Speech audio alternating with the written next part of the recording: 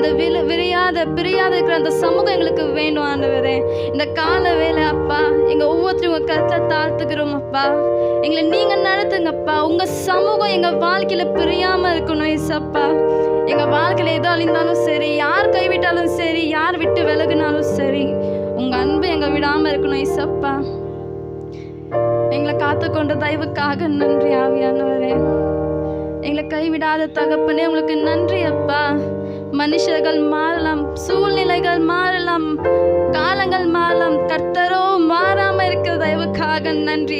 எங்க மேல அளவில்லாத வைத்த அன்புக்காக நன்றி ஆவியானவரே. இம்மட்டுமாய் காத்த வந்த எபினேசரே, இனிமேலும் காக்க போற தகப்பனே உங்களுக்கு நன்றி அப்பா.